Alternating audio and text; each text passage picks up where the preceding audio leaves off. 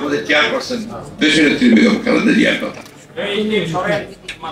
এই নেত্রী 1971 সালে যেদিন শহীদ জিয়া স্বাধীনতার ঘোষণা করে এই ভাবেন একদিকে মানুষ খেতে পাচ্ছে না, ডিম কিনতে পারে না তার বাচ্চাদেরকে দেওয়ার জন্য, লেখাপড়ার খরচ জোগাতে পারে না, আর একদিকে মানুষ 40 লক্ষ টাকা দিয়ে করে।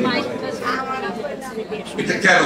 কারণ এই দেশের অর্থনীতিকে এমন জায়গায় নিয়ে যাওয়া হয়েছে যে জায়গায় সেই অর্থনীতি শুধুমাত্র গরিবদের গরিব করছে আর বড়দের বড়। চাকরিও নাই, আওয়ামী লীগের সার্টিফিকেট ছাড়া আমার টাকাও লাগে।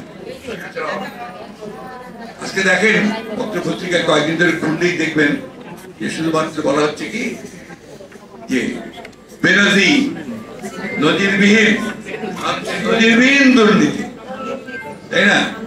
একই সঙ্গে সাবেক সেনাপ্রধান তাকেও স্যাংশন দিয়ে দিয়েছে, সাবেক সেনাপ্রধান।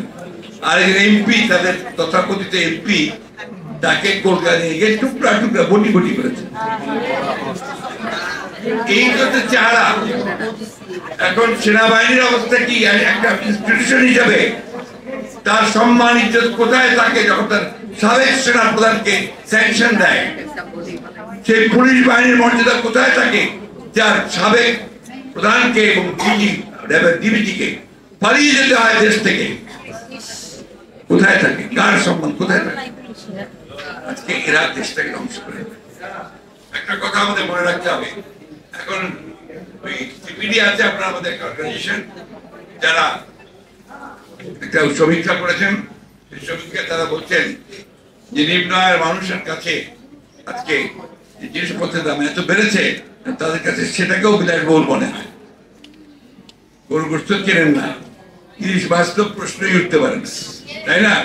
এমনকি ভালো সবজিও আপনার কেউ কেনে না, কারণ দাম বেশি, সেগুলোকে বিলাসবহুল মনে হয়। আর এখন সয়াবিন তেল বলেন, পাম অয়েল বলেন, সবকিছু দাম ভারত, শ্রীলঙ্কা, থাইল্যান্ড, ভিয়েতনাম থেকে বেশি। আমরা এমনিতেই সাধারণ মানুষ, সেখানে আমাদেরকে এই অবস্থায় এনে ফেলেছে। আমি বক্তব্য দীর্ঘ করবো না। আমরা একটা খুব কঠিন সময় পার করছি, আর এই সময়টা তৈরি করেছে এই সরকার, এই আওয়ামী লীগের সরকার, যারা গত 3 বছর, 3টা 4, 15 বছর ধরে সম্পূর্ণ বেআইনি ভাবে জোর করে রাষ্ট্রকে ব্যবহার করে এই পুলিশ, এই বিডিআর, আপনার প্রশাসন, অন্যান্য সব রাষ্ট্রযন্ত্রকে ব্যবহার করে আজকে জোর করে ক্ষমতায় টিকে আছে। ভোট দেয় না কেন? ভোট দেয় না একটা মাত্র কারণ, যে ভোট দিলে ওরা 10টার বেশি আসে না পাবে। আমি এই কথা বারবার বলেছি, আবারও বলছি যে আসেন, এত সাহস থাকে, আপনারা অনেক কথা বলেন, আসেন না, একটা নির্বাচন করেন, যেখানে নিরপেক্ষ নির্বাচন কমিশন থাকবে, সেই নির্বাচন করেন, কার কত জনপ্রিয়তা বোঝা যাবে। কালকে আবার বলছে যে আপনার ইয়ে, আপনার ভালো জিনিসটা কি আমরা দেখতে পাই, এত উন্নতি হয় আমরা চোখে দেখতে পাই না, আমরা কি খারাপ জিনিস দেখি? আরে ভালো জিনিসটা হচ্ছে কাদের জন্য?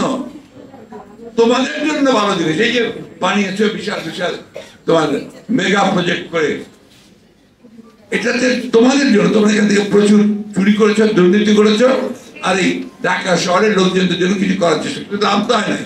আজকে আমি আপনার ওই এলিভেটেড এক্সপ্রেসওয়েতে আসলাম, আবার যেই নামলাম আর নড়তে পারি না, যেখানে ওখানে আটকে থাকলাম। তার লাভটা কি হলো? আমি তো আপনার যে সময়ের মধ্যে 15 মিনিটের মধ্যে চলে আসার কথা, সেখানে আমার 1 ঘন্টা বেশি লেগে গেল। তার লাভ কোথায় হলো? আজকে প্রত্যেকটি ক্ষেত্রে আপনি ঢাকা শহরে দেখাচ্ছেন, আর তারপরে বাইরে যাবেন, আপনি বেশি দূর না, আপনি মুন্সিগঞ্জে যান, রাস্তাগুলো দিয়ে চলা যায়, রাস্তা দিয়ে আপনি হাঁটতে পারবেন না। আপনি ময়মনসিংহে যান, হাঁটতে পারবেন না। নারায়ণগঞ্জে যান, চলতে পারবেন না, ওখানে কোনো উন্নয়ন তথাকথিত স্ট্রাকচার মেগা প্রজেক্ট, মেগা দুর্নীতি। আমি একটা কথা বলেই শেষ করব, আমাদের এখন সময় এসেছে কিন্তু আমাদের নিজেদেরকে সময়